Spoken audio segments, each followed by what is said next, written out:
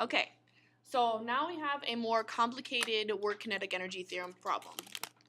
In this problem, I'm not giving you any kinetic energies. I'm not giving you the net force or the net work.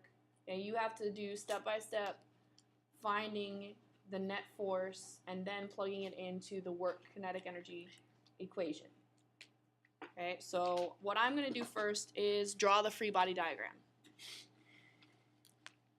And I'm going to do this, and I'm only going to put the forces acting on it in the x direction.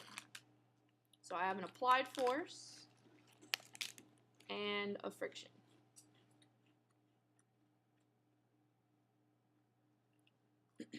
The object is going to move horizontally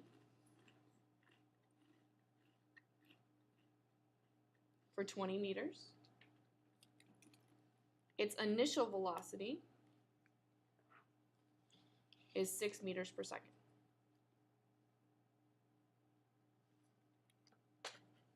From here, I can find the net force in the x direction,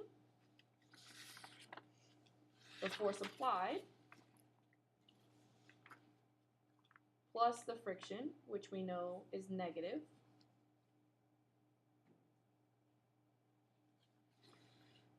It's negative because it's going the opposite direction of the motion.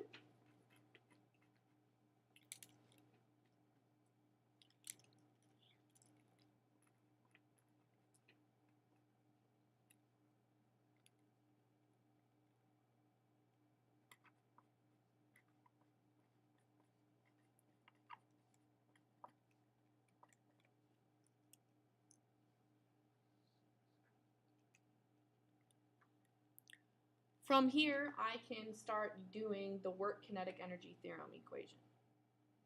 I know that the net work done is the same as the change in kinetic energy. Because I don't have any of the energies, I'm going to start substituting the equation. So instead of putting W net, I'm going to put F net delta x. Instead of putting KEF, I'm going to put 1/2 mVF squared. Instead of KEI, I'm going to use 1/2 mVI squared. Now, the goal of this problem is to find the final speed. That's VF. That's what this is asking us to do.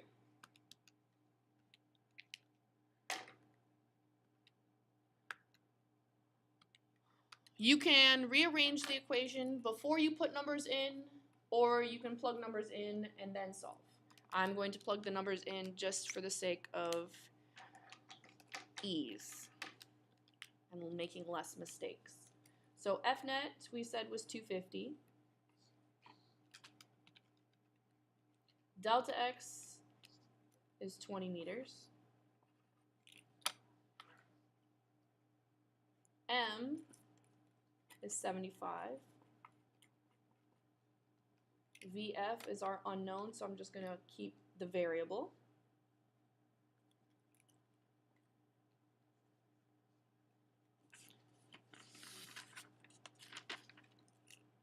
And VI is 6.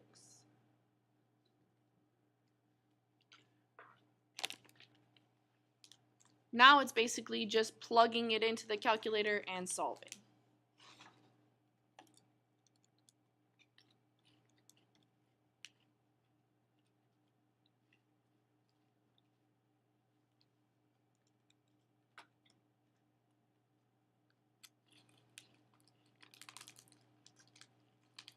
I'm going to simplify just to show you what I'm getting at each step.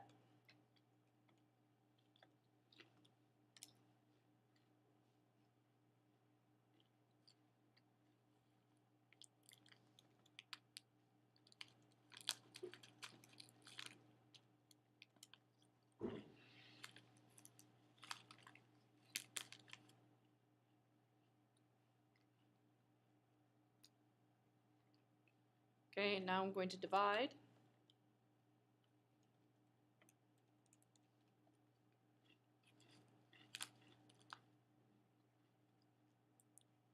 And make sure at the very end you take the square root, because you don't want VF squared, you want VF.